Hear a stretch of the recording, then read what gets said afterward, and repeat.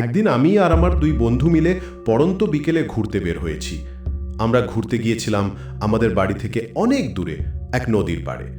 ওইখান থেকে নদীটা দেখতে অনেক সুন্দর লাগে। সেখানে গেলে বাড়িতে আর ফিরতে মন চায় না। এমন অপরূপ প্রাকৃতিক সৌন্দর্য ও মনোমুগ্ধকর পরিবেশ, মনে হয় যুগের পর যুগ কাটিয়ে দিই সেখানে। যাই হোক, আমরা মূল ঘটনায় ফিরে যাই। সেদিন ঘুরতে গিয়ে আমাদের ফিরতে ফিরতে অনেক বেলা ফুরিয়ে সন্ধ্যা নেমে আসে। আমরা ঠিক করলাম আমরা যে পথে এসেছি আর ওই পথে ফিরব না। আমরা শর্টকাট রাস্তা বা ভেতর দিয়ে একটি রাস্তা আছে, সে রাস্তা ব্যবহার করব। যে কথা সেই কাজ। আমরা শর্টকাট রাস্তা ধরে বাড়ির দিকে যাচ্ছি।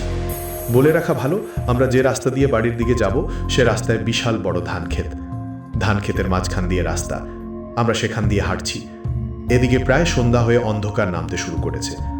হাঁটতে হাঁটতে এক পর্যায়ে আমরা শুনতে পাই ছোট বাচ্চার কান্নার আওয়াজ। একটু সামনে এগোতে হঠাৎ দেখতে পাই একটা বাচ্চা রাস্তায় বসে কান্না করতেছে। তখন আমরা বুঝতে পারি যে আমরা যে কান্নার আওয়াজটা শুনেছিলাম ওইটা এই বাচ্চার কান্নার আওয়াজ।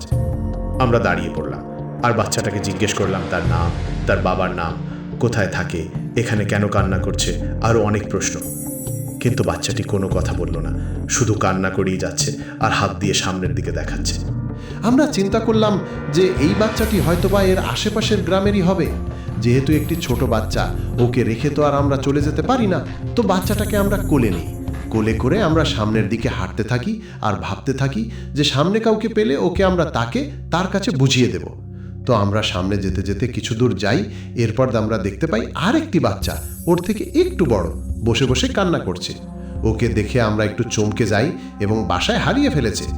আবার চিন্তা করি যে যেহেতু আরেকটা বাচ্চা পাওয়া গেল, তার মানে ওরা দুজন এখানে একসাথে হয়তোবা খেলতে এসেছিল। ওদের বাসা আশেপাশেই কোথাও, হয়তোবা ওদের বাসা ওরা চিনতে পারছে না, এই কারণে দুজনে বসে এখানে কান্না করছে। ওই বাচ্চাটাকে আমরা আমাদের সাথে নিয়ে নেই। ওকে আমরা হাত ধরে হাঁটিয়ে আমাদের সঙ্গে নিয়ে যাই। কিছু দূর যেতে না যেতেই সামনে দেখি আরও একটি বাচ্চা।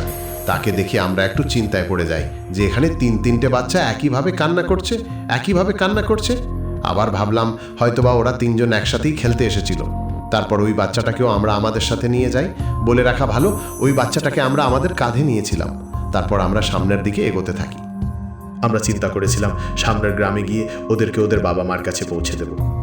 কিছু দূর যাওয়ার পর হঠাৎ করে লক্ষ্য করি আমার সামনের যে বন্ধুটা, তার কাঁধে যে বাচ্চাটাকে নিয়েছিল, সেই বাচ্চাটি অস্বাভাবিক রকম হাত পাগুলো লম্বা হয়ে যাচ্ছে। আস্তে আস্তে তার হাত আর পাগুলো মাটির সাথে ঝুলে পড়ছে। তারপর তাকিয়ে দেখি আমার কোলে যে বাচ্চাটি ছিল তারও হাত পাগুলো অস্বাভাবিকভাবে বড় বড় হয়ে যাচ্ছে, হাত পাগুলো লম্বা হয়ে যাচ্ছে। তারপর সামনে তাকিয়ে দেখি আমাদের যে বন্ধু আরেকটি বাচ্চার হাত ধরে ধরে হেঁটে যাচ্ছিল, ঠিক ওই বাচ্চাটিও ওদের মতো অস্বাভাবিক রকম লম্বা হয়ে যাচ্ছে। ওই অবস্থা দেখে আর বুঝতে বাকি রইল না যে আমাদের সাথে কি হতে যাচ্ছে। তখন আমি আমার বন্ধুদের বলি, শোন, একটু দাঁড়া। ওরা সবাই দাঁড়িয়ে গেল। দাঁড়িয়ে যাওয়ার পর আমি বললাম, কিছু বুঝলি? ওরাও আমার মতো বুঝতে পেরেছিল। বলল, অবস্থা বেশি ভালো না, চল আমরা ওদের রেখেই দৌড়ে পালিয়ে যাই। এই কথা বলে বাচ্চাগুলোকে যে যার মতো ফেলে চোখ বন্ধ করে দিছি দৌড়। কিন্তু ধরেও কোনো লাভ হলো না। সামনে মনে হলো বিশাল এক দৈত্যদেহী কোনো একটা কিছুর সাথে আমি ধাক্কা খেলাম। ধাক্কা খাওয়ার পর আমি একটু চোখ খুললাম। চোখ খুলে যা দেখলাম সেটা এখন আমার চোখে ভাসে। এটা মনে হয় আমি মৃত্যুর আগ পর্যন্ত আর ভুলতে পারবো না। দেখলাম বিশাল এক দৈত্যদেহী প্রাণের মতো একটা অবয়ব, যার কোনো মাথা নেই, বুকের মধ্যে দুটো চোখ, পিঠটার এখানে মনে হচ্ছে যে একটা বিশাল দাঁত দিয়ে হাঁ করে আছে। এটা দেখার পর আমি আর আমার নিজেকে ঠিক রাখতে পারিনি। আমি তখনই সাথে সাথে সেন্সলেস হয়ে পড়ে যাই। সেদিন রাতে আমার বন্ধুরা ও আমার পরিবার, আত্মীয় স্বজন সবাই মিলে আমাকে ওই ধান ক্ষেতের পাশে অজ্ঞান অবস্থায় উদ্ধার করে। ওই ঘটনার পর আমি বেশ কিছুদিন অসুস্থ ছিলাম। এখন আমি ওই স্মৃতিগুলো ভুলতে পারি না। এই ছিল আমার ঘটনা।